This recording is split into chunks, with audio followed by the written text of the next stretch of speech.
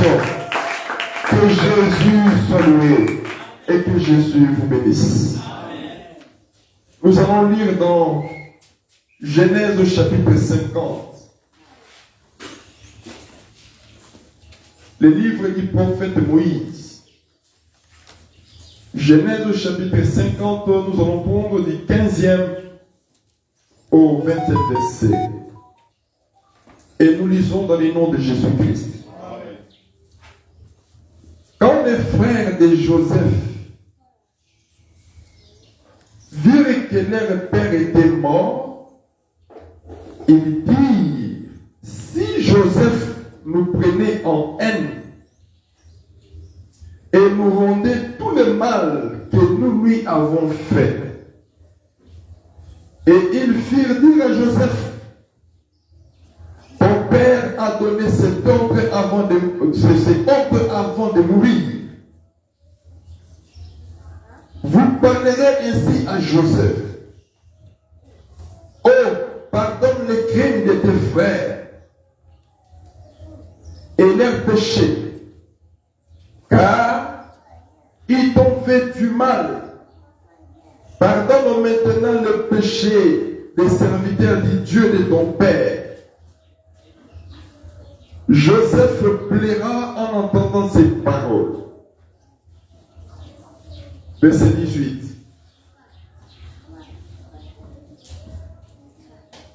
Ses frères vinrent eux-mêmes se prosterner devant lui. Là, c'est l'accomplissement de deux visions prophétiques de Joseph. C'est juste pour dire à quelqu'un que Dieu n'est pas un homme pour mentir et il n'est pas un fils de l'homme pour se repentir. Si Dieu promet, il finit par l'accomplir, par le réaliser. Il est Dieu. Et que tu dis, ses frères vinrent eux-mêmes se prosterner devant lui. Et il dit, nous sommes tes serviteurs. Joseph leur dit, soyez sans crainte, car suis-je à la place de Dieu? Verset 20. Vous aviez médité de me faire du mal.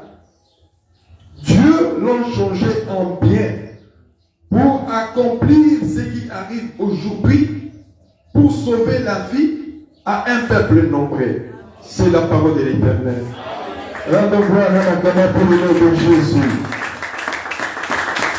Avant que tu puisses regagner ta place, je te donne une petite minute pour saluer ton Père, parce que nous sommes dans la journée de la célébration. Nous célébrons notre Seigneur Jésus-Christ. Alors, tu peux le faire en saluant ton frère, en saluant ta soeur. Soyez bénis.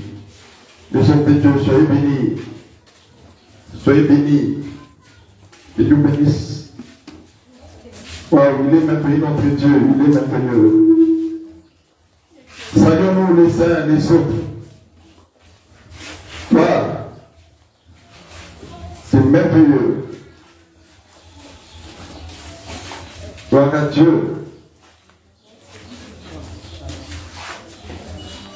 Gloire à vous, Seigneur.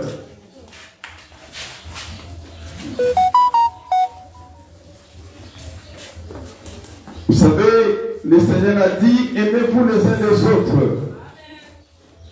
C'est alors que le monde connaîtra que vous êtes mes disciples. Et c'est cet amour-là que nous venons de manifester une fois de plus ce matin. Je vous en prie de vous asseoir.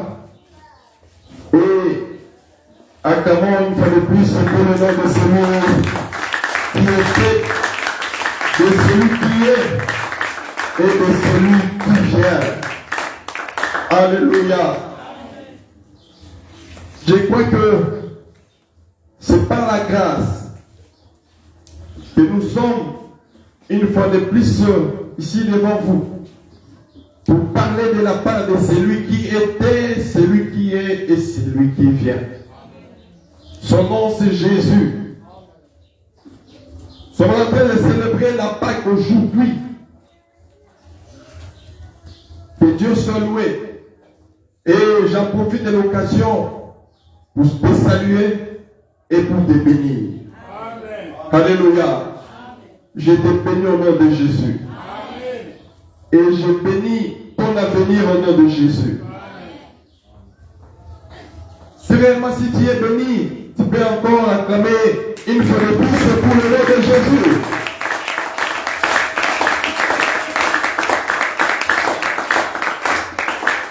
Gloire à Dieu. La célébration de la Pâque. Gloire au Seigneur. Je pense que je n'aurai pas beaucoup de temps pour parler. Si Dieu nous fait grâce, nous allons prendre une trentaine de minutes.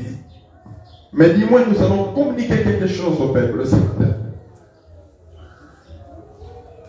Vous savez, quand Salomon voulait diriger Israël,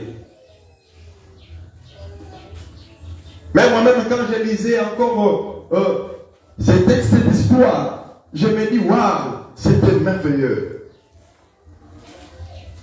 Dieu a fait grâce. David devenant très vieux et choisit Salomon son fils pour lui remplacer, pour lui succéder au trône. Et quand Salomon a pris les commandes pour diriger, il a compris que la tâche était très énorme et très grande pour lui. Mais dis-moi, c'est que nous applaudissons à cet homme, c'est sa façon de comprendre les choses. Et il a compris que de lui-même, il ne pourra rien. Il a demandé secours à Dieu. Il est allé dans la prière en demandant au Seigneur de lui donner de la sagesse. Dans sa prière, il a dit, oh Dieu, regarde le peuple est si nombreux. Mais donne-moi de la sagesse pour le diriger. Gloire à Dieu. Et l'Écriture dit que Dieu, la lui, avait accordé cela.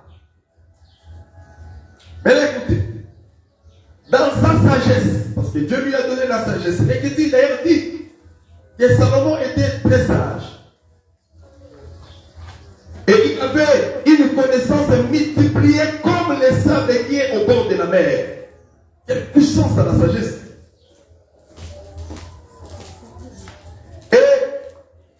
Dans sa sagesse, l'Écriture dit que Salomon est parvenu. Remarquez, dans sa sagesse, Salomon est parvenu à prononcer 3000 sentences, c'est-à-dire 3000 jugements.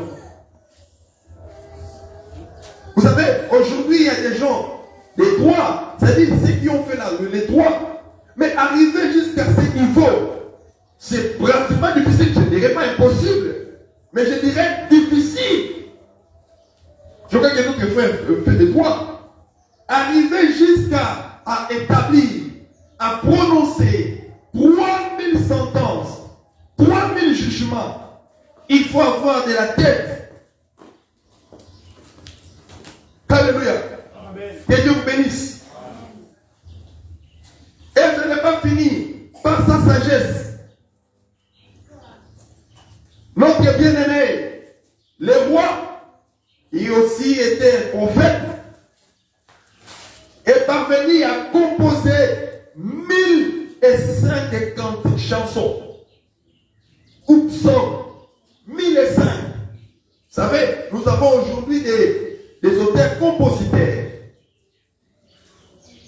Même pour atteindre 100 compositions, ce n'est pas une messe en fer. 100 compositions. Mais remarquez, dans la sagesse de Salomon, il est allé jusqu'à 1005 compositions. Quelle puissance! Dans la sagesse. Et ce n'est pas fini. L'Écriture ajoute encore que Salomon a parlé.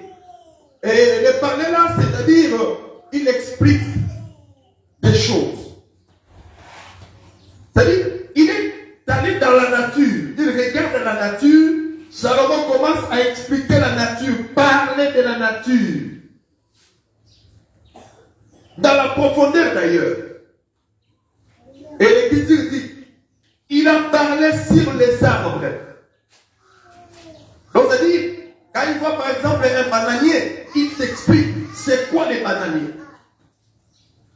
De la racine jusqu'au cime, il explique puissance. Oui, cet homme était grand. Et l'Écriture dit, il a parlé, il a expliqué les arbres. Depuis les cèdres des Liban jusqu'à l'hysope.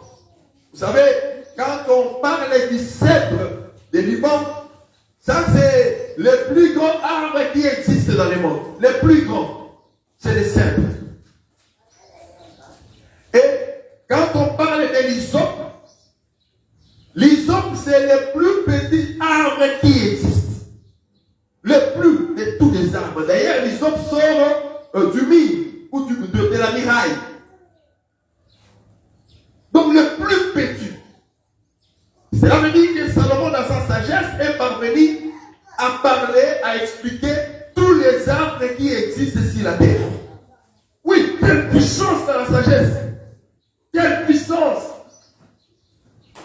Et ce n'est pas fini. L'Écriture dit, il a parlé aussi sur les animaux. Il a expliqué la philosophie. Il a expliqué même l'anatomie de tous les animaux qui existent sur la terre. Tout ce que vous connaissez comme animal, sachez-le très bien que Salomon a expliqué sur sa nature. Et ce n'est pas fini. Il est allé encore plus loin encore. Salomon a parlé sur les oiseaux. Wow! C'est pourquoi je dis, quelle puissance dans la sagesse. Et il a avancé, l'Écriture dit encore, il a parlé sur les poissons. Et il a aussi parlé sur les reptiles qui rampent sur la terre. Oui, moi j'applaudis cette sagesse. Amen. Écoutez, quand on lisait encore la sagesse de Salomon,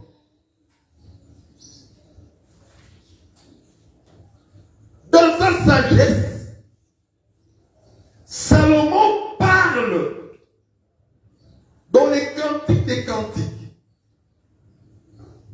Verset 8. Chapitre 8, d'abord, il y a le verset 8. Écoutez, ça c'est dans la sagesse. Alors, ça c'est l'homme sage qui parle. Il dit, nous avons une petite sœur. Quand il dit nous, c'est qui donc il est nous là? Aujourd'hui, je vais parler comme l'apôtre. Et prophétiser en même temps. Il dit nous. Il est des seuls. Mais quand il prend la parole, il dit nous. Et je vais vous dire, les nous, ce n'est pas les nous majestueux. C'est-à-dire, à côté, Salomon était accompagné. Est-ce que je parle? Ça, c'est la sagesse. Il dit, nous avons une petite sœur. Les nous là, c'était Salomon lui-même et tout l'ensemble d'Israël. Israël, par Salomon, dit qu'ils ont une petite sœur. Mais il y a une difficulté, il y a un problème. Ils disent que leur petite sœur n'a point encore de mamelles. Oh. Et maintenant, ils s'interrogent. Que ferons-nous de notre sœur? Les jours où on la recherchera, c'est-à-dire les jours de son mariage. C'est-à-dire que leur petite sœur avait déjà atteint l'âge de la maturité.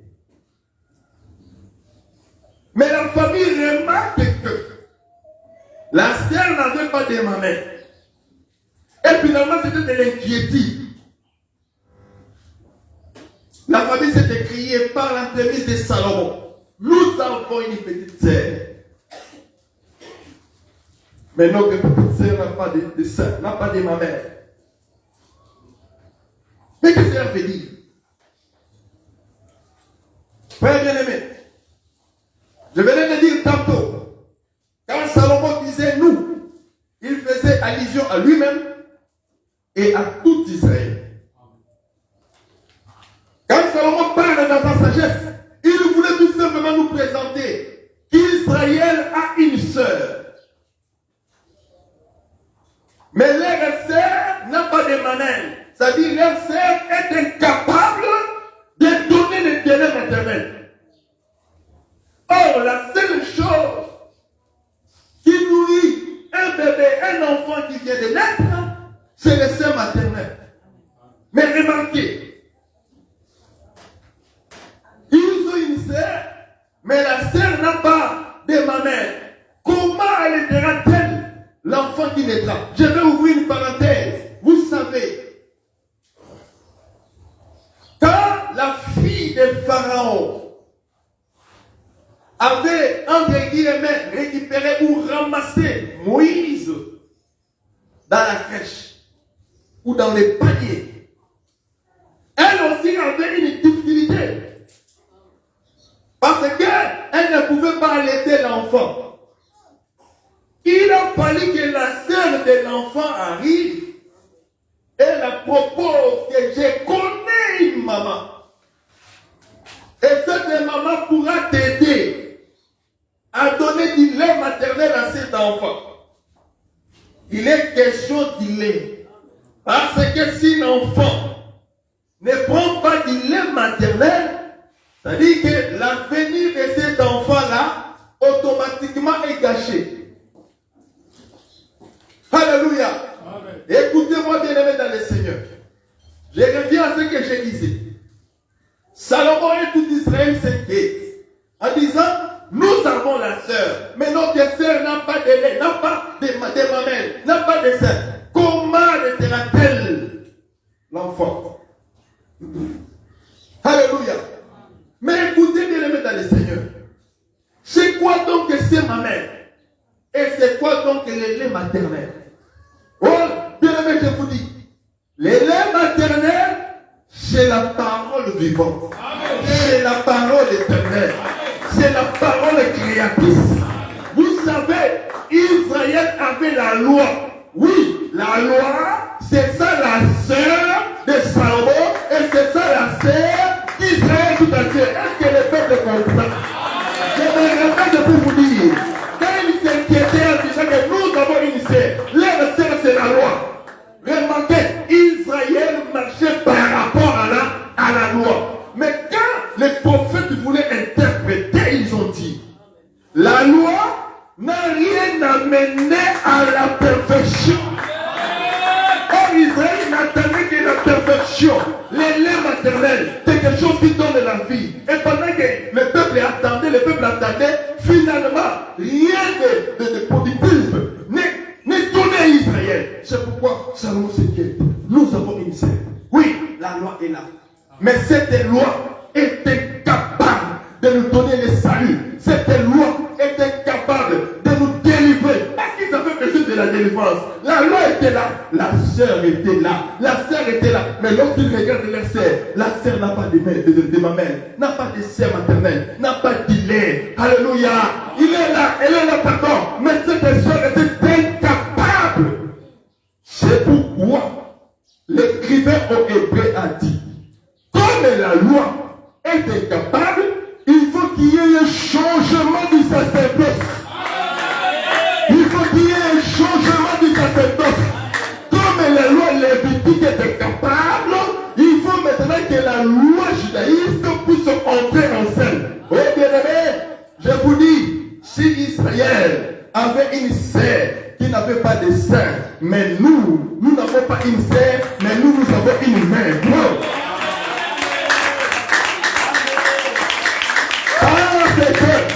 Il y a une grande la différence entre une jeune fille et une mère.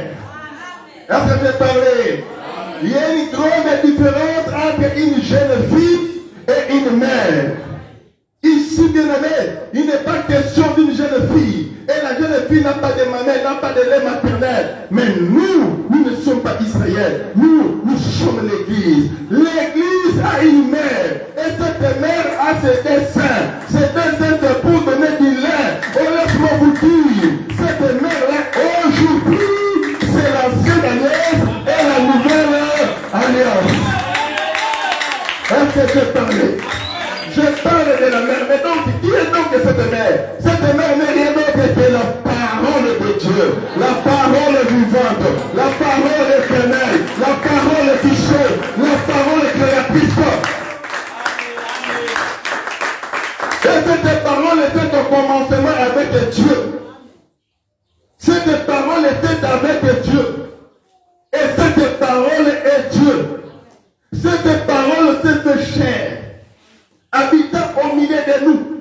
Et nous avons contemplé la gloire de la parole comme la gloire du Fils unique venu du Père. Donc quand nous parlons de notre mère c'est la parole vivante. La parole de Dieu. N'est-ce pas vrai, bien-aimé, que la vie ne vient que de la parole? Sans la parole, il n'y a pas la vie. Alléluia. Pour qu'un bébé reçoive la vie, c'est-à-dire cette lait vital, il faut qu'il y ait la mère. Il faut que la mère la donne du lait. Et finalement, aujourd'hui, la mère qui nous donne du lait pour que nous ayons la vie, c'est la parole. Et est-ce qu'on peut accorder pour la parole?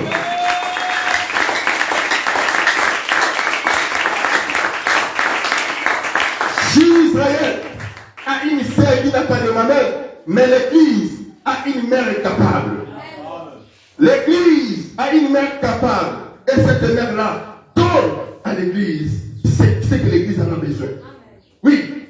C'est pourquoi Salomon a dit, ne rejetez pas et ne négligez pas les enseignements de ta mère. Il n'a pas dit les enseignements de ton père, mais il dit les enseignements de ta mère. Cet enseignement n'est rien d'autre que le lait maternel. Est-ce qu'on peut avoir d'amis? Je ne vais pas faire, je ne vais pas d'amis.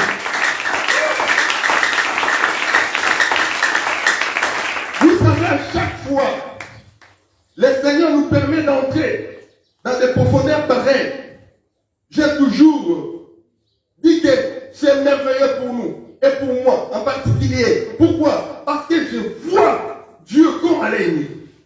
Et quand j'entre dans la parole, quand je comprends certaines choses, je me dis, voilà Dieu, il est là, il est là. Comme lui-même disait, voici, non pas je serai, mais il dit, je suis avec vous tous les jours, jusqu'à la fin du monde. Oui, Dieu est avec nous tous les jours, jusqu'à la fin du monde. Il est là. Et quand je te vois, mais c'est l'accomplissement de la parole. C'est-à-dire la mère fait exactement son travail. Il nous donne du lait véritable. Et ce lait nous donne la vie, la bonne santé. Ce lait nous donne la délivrance. Mais si nous voulons célébrer la Pâque, mais nous célébrons la Pâque par rapport à la parole. C'est la parole qui nous révèle que c'est la croix. Il y a un agneau qui était mort. Et bien plus il est ressuscité. Et au moment où je suis en train de parler, cet agneau est assis à la gloire de Dieu le Père. Nous célébrons la Pâque parce que nous avons eu du lait maternel. C'est la parole qui nous révèle ces choses. Voilà Dieu. Écoutez-moi maintenant.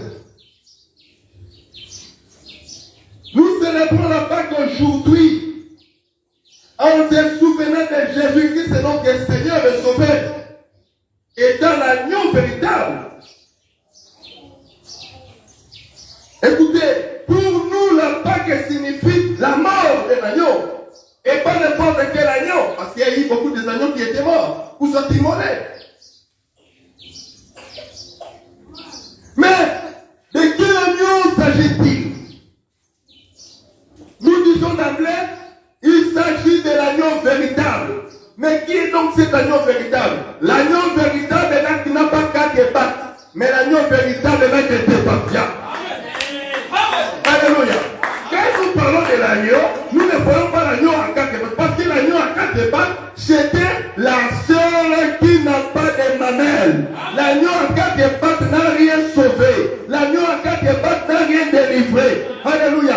Il a fallu que Jean-Baptiste vienne et puisse nous présenter un autre agneau. Mais cette fois-là, un agneau non pas 4 pattes, mais un agneau à 2 pattes. Pendant que le monde était dans l'ébullition, le monde était dans la confusion totale. Et on ne savait quoi faire. Chacun avait besoin d'une délivrance, d'une guérison. Mais cela ne venait pas. Et quand Jean-Baptiste est venu prophétiser, il leur a dit, derrière moi, il y a quelqu'un qui viendra. D'ailleurs, je ne suis même pas digne de délier les croix de cette chose-ci. Car il m'avait précédé. Et il n'a pas encore fini de parler. Il regarde. C'était Jésus qui passait. Et Jean-Baptiste va maintenant attirer l'attention du public. En leur disant, voici, alléluia, voici l'agneau de Dieu qui ôte le péché du monde.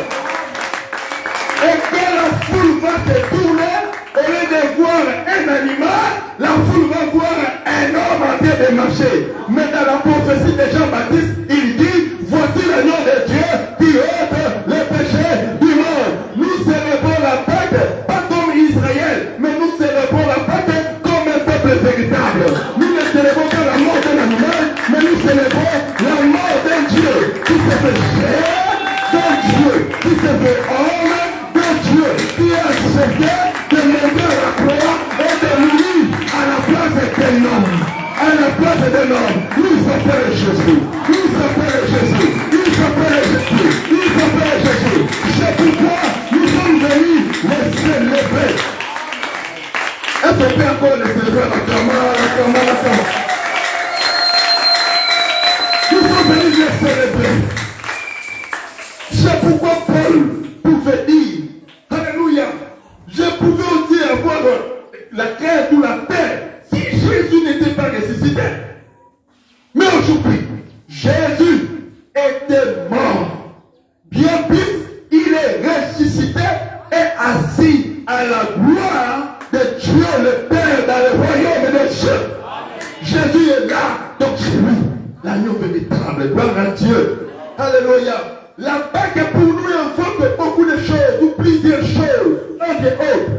Quand nous parlons de la Pâque, parce qu'il est question d'un homme qui a donné de sa vie, de son sang pour nous. Et quand nous regardons et nous parlons de la Pâque pour nous, bien aimé, évoque la traversée. Alléluia. Écoutez, Jésus par sa mort nous a récupéré, nous a fait traverser de la mort à la vie. C'est ça la Pâque. Nous étions morts par rapport au péché et nous sommes ressuscités avec lui. Par la grâce, nous sommes devenus vivants avec Jésus. Est-ce que tu peux dire Amen? C'est ça la Pâque pour nous. Jésus nous a traversé des ténèbres à son admirable lumière. Aujourd'hui, si on parle du monde des ténèbres, oui, le monde des ténèbres existe. Mais toi, tu ne peux être dominé du monde des ténèbres ou par le monde des ténèbres. Parce qu'en toi, il n'y a pas de ténèbres, mais en toi, il y a la lumière véritable. La lumière qui illumine le monde. La lumière qui éclaire les nations. La lumière qui éclaire les familles. Alléluia. Est-ce que tu peux que tu es une lumière? Jésus dit, on ne peut jamais mettre un arbre sous le boisseau ou sous la table. On le met toujours sur la table. J'aimerais te dire, tu ne seras plus en bas ou en dessous. Bien aimé des autres, mais tu seras toujours au-dessus. Je peux te dire que ta vie ne sera plus cachée quelque part. Ta vie ne sera plus cachée dans une couloir. Mais ta vie sera toujours sur la table. Et c'est toi qui vas éclairer ta nation. C'est toi qui vas éclairer ta famille. C'est toi qui vas éclairer ton peuple. C'est toi qui vas éclairer l'avenir de l'humanité. Si tu penses ces choses, dis Amen. Écoutez, tu n'es pas venu sur la terre pour accompagner quelqu'un, mais tu es venu sur la terre pour accomplir une pensée, une volonté. C'est-à-dire que tu es venu pour écrire ton propre peut dire Amen. Tu es venu pour écrire ton histoire. Et ton histoire est vraie. Moi je crois ça. Ton histoire est vraie. Tu ne seras jamais en bas, mais tu seras en haut. Tu ne seras jamais la tête, mais tu seras la tête. Tu ne seras jamais dans le monde renversé, mais tu seras toujours vainqueur. Moi je crois cela. Si tu continues pas, tu aussi Amen. C'est ça la Pâque pour nous. Alléluia. Nous croyons à cela. Voilà Dieu. La Pâque est venue de mettre un terme final sur l'esclavage. Chez lui qui célèbre la Pâque n'est pas un esclave. Et j'aimerais dire d'emblée à quelqu'un que tu n'es pas esclave. Du fait que Jésus a pris la place dans ta vie, tu n'es plus esclave. Et comme dit, comme l'Esprit qui a nous abattu, finalement, nous ne sommes plus esclaves, mais nous sommes fils et filles de Dieu. Est-ce que devant moi, il y a un fils de Dieu? Est-ce que devant moi, il y a une fille de Dieu? Je ne la vois pas. Est-ce que devant moi, il y a un fils de Dieu? Est-ce que devant moi, il y a une fille de Dieu? Et comme tu es là, je te dis d'emblée, tu n'es pas un esclave. Si tu crois ça, dis Amen. Regarde ton frère, regarde ta sœur, dis-lui que tu n'es pas un esclave. La Pâque est venue, bien-aimé, pour changer ton identité. Abraham était appelé Abraham. Mais lorsque Dieu est passé dans sa vie, Dieu lui dit, tu ne seras plus appelé Abraham, mais désormais, ton nom deviendra Abraham. C'est-à-dire, il y a un H et un A qu'on a ajouté dans son nom. Oh, lorsque je te regarde, bien-aimé, tu peux être appelé Jean, tu peux être appelé André, Patrick, tu peux être appelé Vanessa, tu peux être appelé Mireille, tu peux être appelé n'importe quoi. Mais lorsque Dieu te regarde, il ne te regarde pas comme tout le monde. Il te regarde à la manière des chrétiens d'Antioche. Les chrétiens d'Antioche ont tous vu les disciples. Ils se sont dit, mais non, ils sont tous Christ. Écoutez-moi, bien que tu aies un nom naturel, mais si le nom naturel, Dieu a ajouté un nom surnaturel. C'est le nom de Jésus-Christ. C'est-à-dire Dieu a venu changer ton identité. Si le nom naturel te donne que le maître de la malédiction, mais il y a un nom surnaturel qui est venu te donner la bénédiction. Reçois cette bénédiction. Reçois ce nom de Jésus. Reçois ce nom de Jésus. Si dans ton ancienne identité, il y avait des malédictions, mais dans la nouvelle identité, il y a la bénédiction. C'est pourquoi je dis, reçois cette bénédiction. Acclamons-le-moi.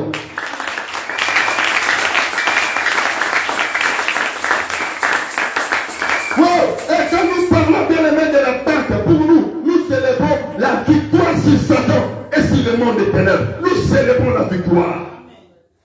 Il est dit, sur la croix, il a effacé l'acte dont les ordonnances nous condamnaient.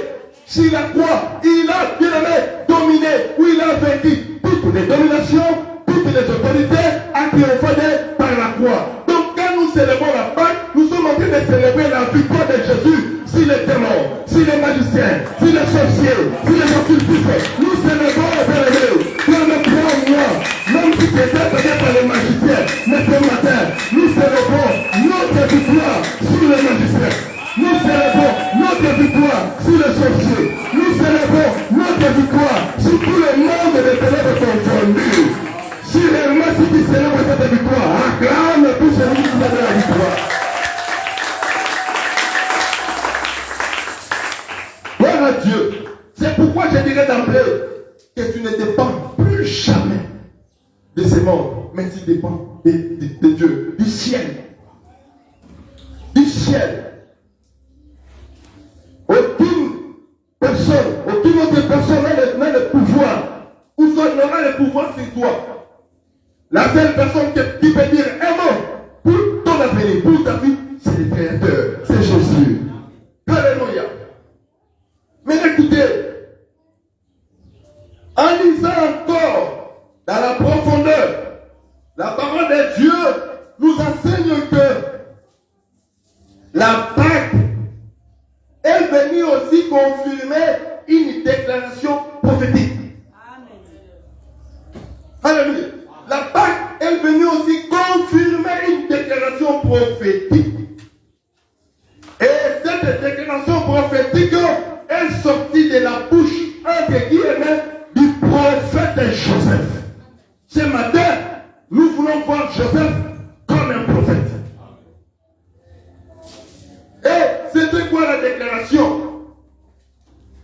regarde ses frères. Il leur dit, vous aviez médité de me faire du mal, mais Dieu l'a changé en bien. Nous avons compris que la Pâque vient changer le mal en bien. Ce matin, j'aimerais dire à quelqu'un que nous sommes venus célébrer Jésus-Christ qui a changé le mal de ta vie en bien.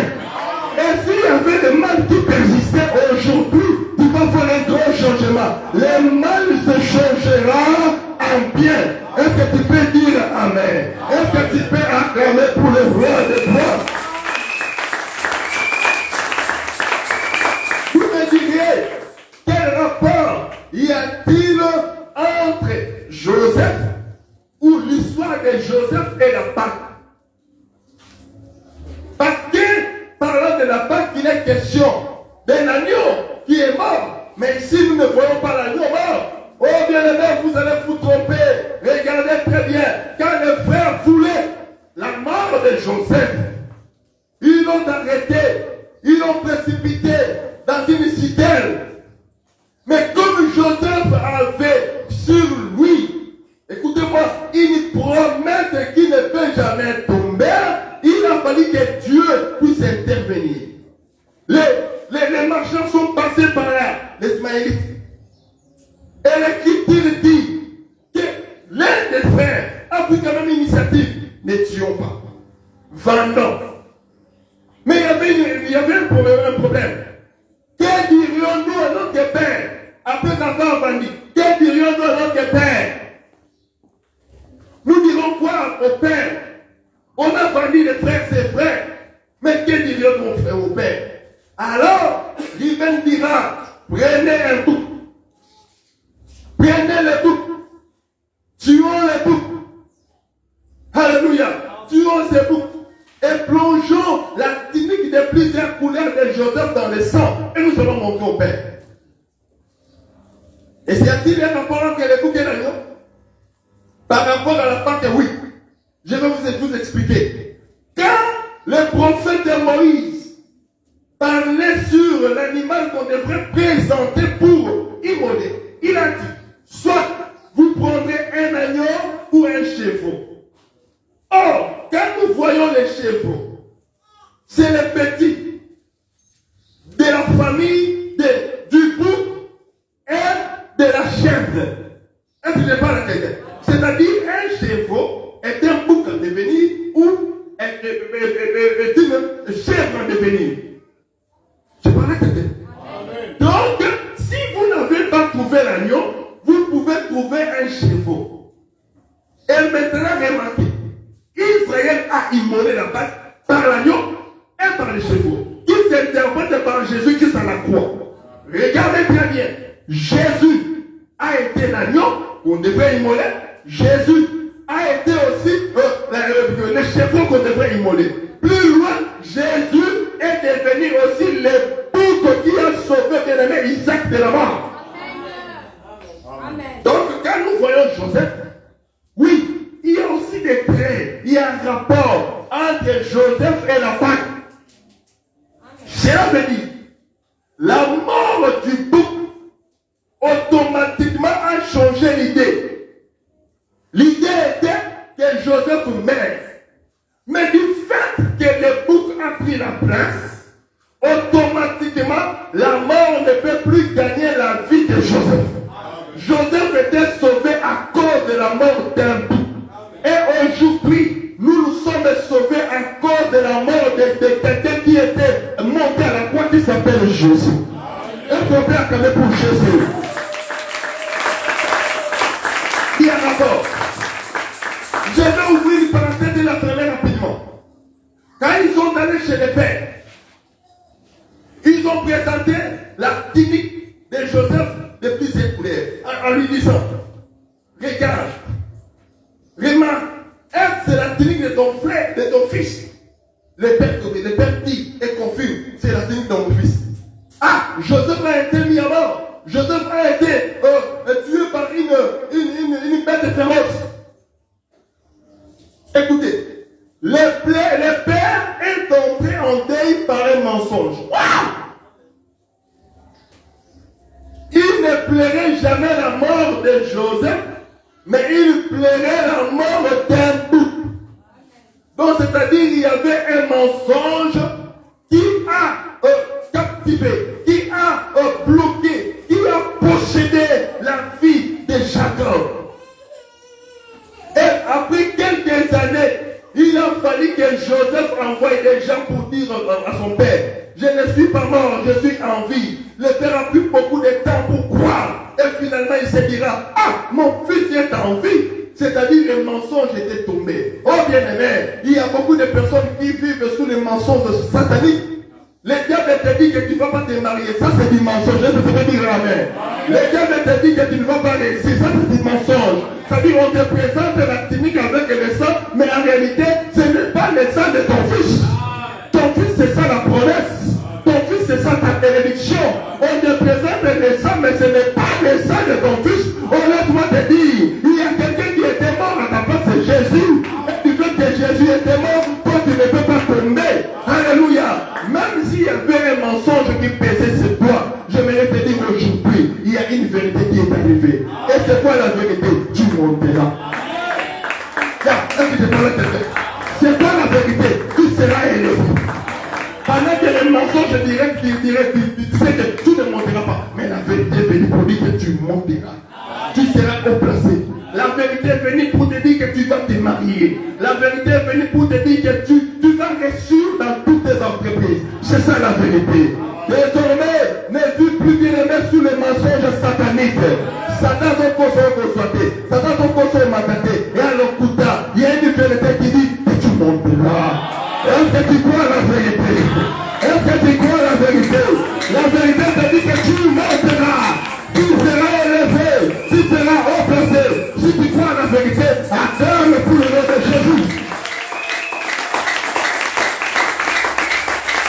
Oh Dieu. Que Dieu soit loué. Vous aviez médité de me faire du mal. Et Dieu l'a changé en bien. Est-ce que tu peux dire à haute voix, Dieu l'a changé en bien? Ce matin, Dieu va changer le mal de quelqu'un en bien. Amen. Ils ont médité de faire mourir Joseph. Ils ont mérité de le faire échouer, de le faire tomber. D'ailleurs, c'est ça la pensée du monde éternel contre ta vie ou contre ta personne. Les diables militent, les diables luttent pour que tu échoues, pour que tu meurs, pour que tu ne réussisses pas. C'est ça la lutte des sorciers. Pourquoi ils t'attaquent? Les mondes éternels attaquent ta maison ou ta famille. Pourquoi? Parce qu'ils ont besoin de ton échec. Ils réclament ta mort. Mais écoutez, ce matin, il y a un agneau qui était mort. L'agneau est venu pour changer le mal en bien. Là où on avait déclaré ta mort, ce matin, Jésus-Christ va déclarer la vie. Là où on avait déclaré la malédiction, ce matin, cette malédiction sera changée en bénédiction. Je qui attends un amour fort et puissant. Là où on avait déclaré l'échec, aujourd'hui, bien aimé, cet échec sera changé à la réussite totale. Alléluia.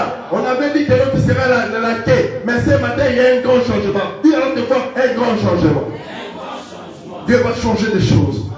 On avait dit que tu vas rester comme la quai, échec. Mais ce matin, il y a un changement. Tu ne seras plus l'échec, mais tu seras la quai. Si tu crois, dis Amen. Si tu crois ça, dis Amen.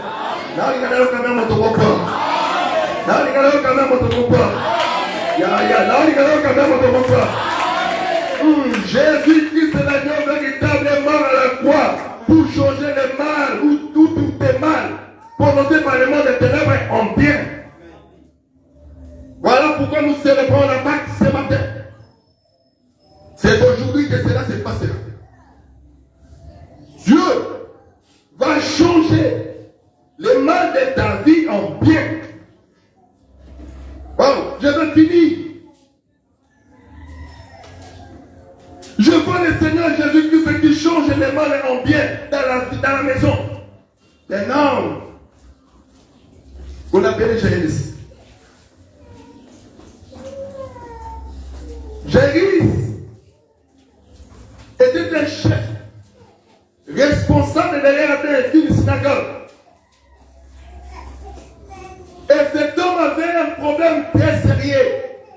petite fille était malade. Et finalement, l'homme est allé chercher Jésus.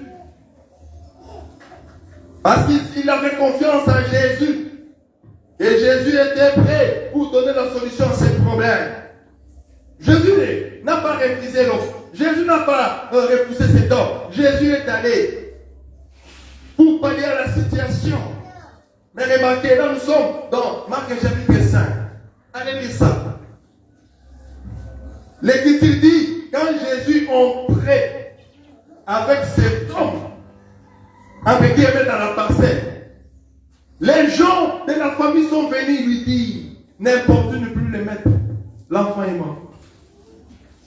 C'est-à-dire, ma mère compte à 5 minutes. L'enfant est mort. Ma mère écoute. Donc, on dit n'importe où ne pas le mettre. Mais j'aimais la réaction de Jésus. Jésus dira à Jaïs, ne tiens pas compte de tout ce qu'ils disent. Crois seulement. Et les gens qui étaient là commencèrent à se moquer de Jésus. Oh, ils ne savaient pas que Jésus était entré pour changer le mal en bien. C'était quoi le mal? La mort. Et quand Jésus est entré à la maison, tout le monde s'est moqué. Tout le monde commençait à faire n'importe quoi pour que Jésus puisse abandonner. Écoutez-moi bien aimé, même si le monde est là de se lever contre toi, Jésus n'abandonnera jamais sa démarche pour te sauver. Il ne va pas abandonner. Comme Jésus s'est engagé pour te bénir, bien aimé, coûte que coûte, tu seras béni en son nom.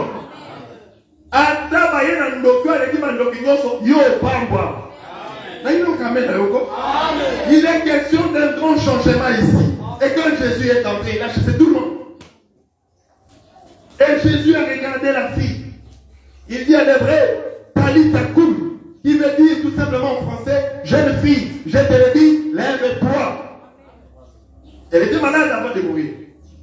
Mais après la résurrection, cette fille-là n'était plus malade.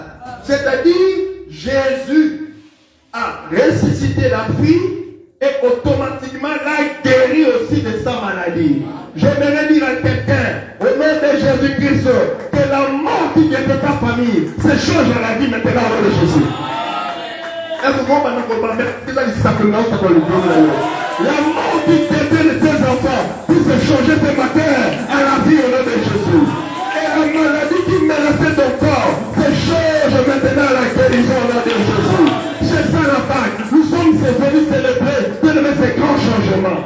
Nous avions médité de me faire du mal, mais Dieu va la changer en bien. Si tu es malade ce matin, que cette maladie se change à la guérison. Si tu crois, reçois cette guérison. Si tu crois, reçois ce nom de Jésus. Si il y avait un problème, que ce problème se change à la solution. Si tu crois, reçois la solution au nom de Jésus. C'était une matinée de changement. La Pâque est venue changer des choses.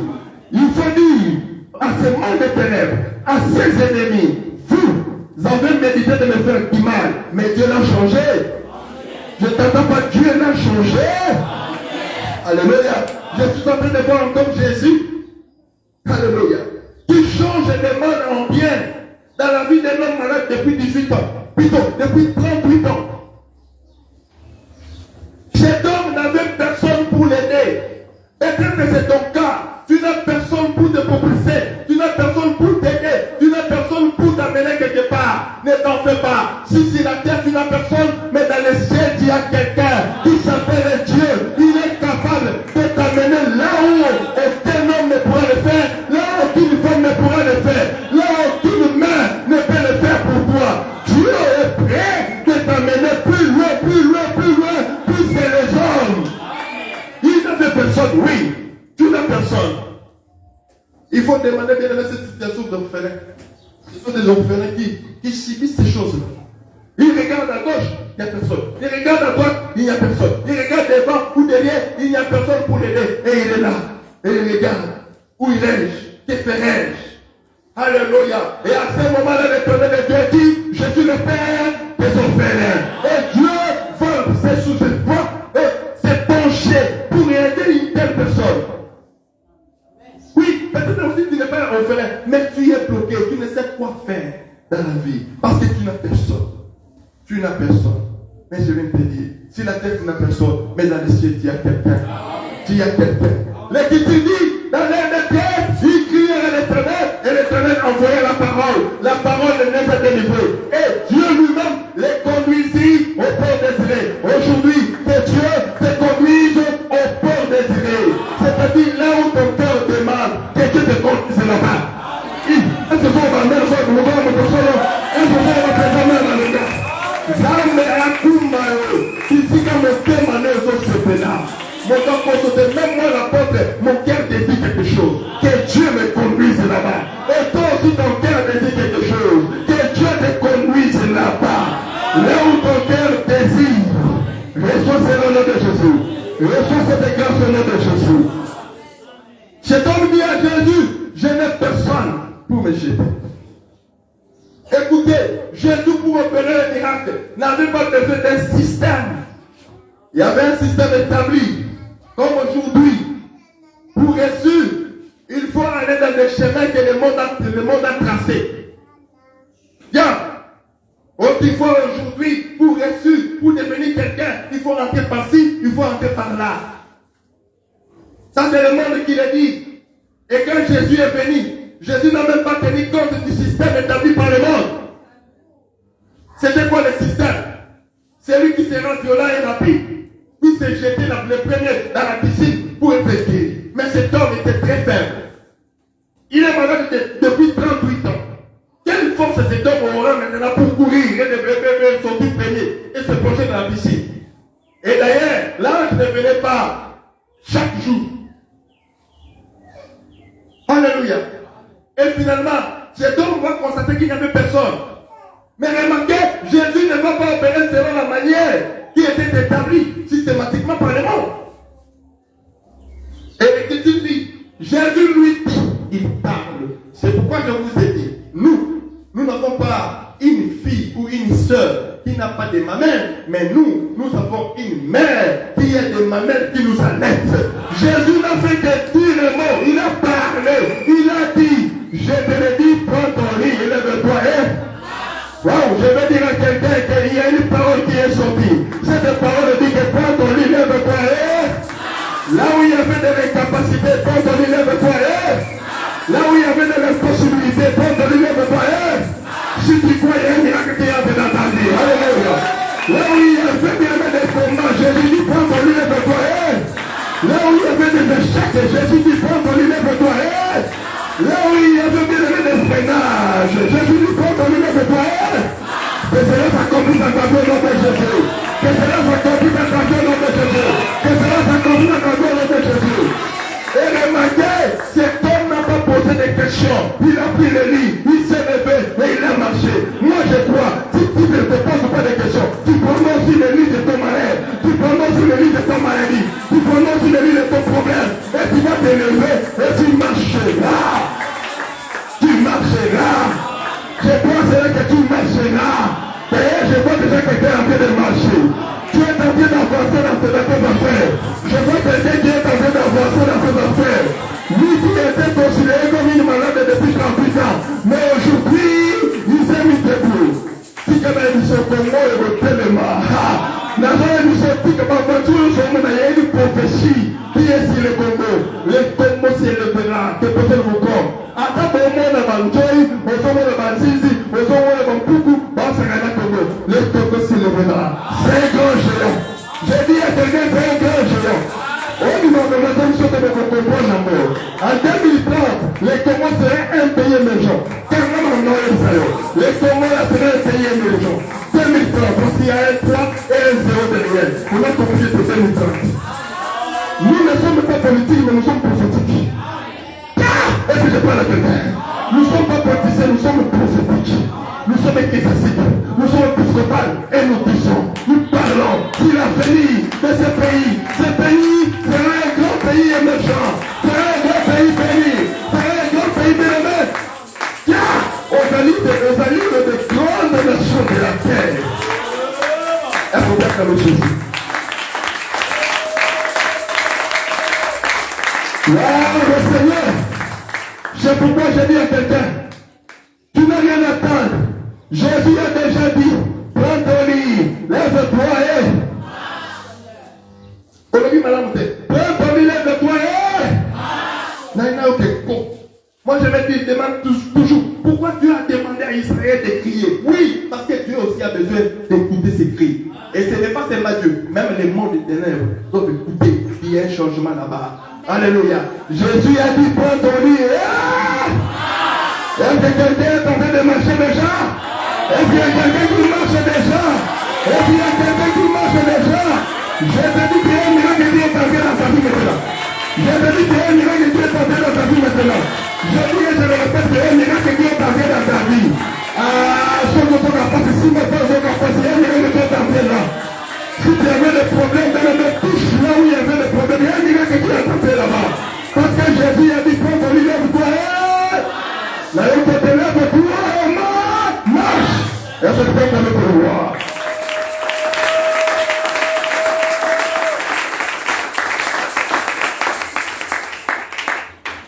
Fini pour aujourd'hui. Je dis toujours Jésus. C'est lui qui est venu changer le mal en bien. Dans Luc chapitre 7, Jésus entrait dans une ville qu'on appelait Naïm. Et lui faisait son entrée. Mais de l'autre côté, il y avait un autre cortège qui voulait sortir. L'Écriture précise, Jésus était accompagné de ses disciples. Et l'Écriture précise, Jésus est le Fils unique de Dieu. De l'autre côté, il y avait un cortège où un autre Fils unique qui voulait sortir. Remarquez, il y a un Fils unique qui entre. Mais de l'autre côté, il y a un autre Fils unique qui voulait sortir. Mais le Fils unique qui entrait avait la vie. Celui qui voulait sortir était décédé, était mort. Alléluia. Et quand Jésus entrait, c'était une rencontre que j'appelle toujours une rencontre qui change la destinée. J'ai dit attends bien la main. Une rencontre qui change la destinée. Jésus est entré. Et tout le monde me plairait. J'ai toujours posé cette question. Soit je me suis toujours posé cette question. Qui avait signalé à Jésus que la femme qui venait de perdre son fils, c'était cette dame-là. Écoutez-moi, Jésus n'a pas besoin de prendre des informations sur toi. Il te connaît plus que toi-même. Et il te connaît par ton nom. Et chose étonnante, même tes sobriquets, que tes amis, tes frères, tes potes te donnent, Jésus les connaît.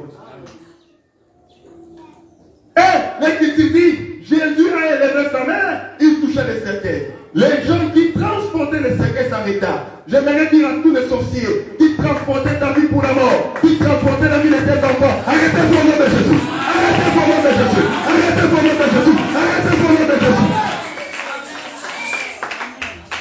Et l'Écriture dit, ces gens-là déposaient les cercueils. Jésus touche la femme. Et cette femme était veuve. Jésus la touche à 10 ans. Ne pleure plus. Et ce matin, Jésus est venu changer tes plaies ou des larmes, des plaies à larmes de joie. Et ça me donne comme on est. On est dans la face ici, on est là. Mi pinzo ne vous tape. Naza koloba ko optimisama ya miso. Moko optimisama ya miso ya pasite. Moko optimisama ya miso ya sengo. Makamuza matana ni otana de non. Ça c'est Dieu. Moi ce contenu est à toi le dit. On dit non. Il y a que Dieu qui peut faire ainsi. Il y a que Dieu. Et je te dis, Jésus te dit, ne pleure plus.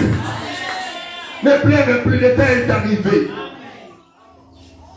Et l'Écriture dit, il s'approcha du cercueil. Pendant que tout le monde disait, c'est un mort, c'est un cadavre. Écoutez, Jésus ne fait pas des choses à la manière des hommes. Quand le monde voit que tu es inutile, mais lorsque Jésus te regarde, il voit que tu es utile. Et très utile. Quand le monde te considère, mais Jésus te considère. Quand le monde te rejette, mais Jésus, de l'autre côté, il te reçoit.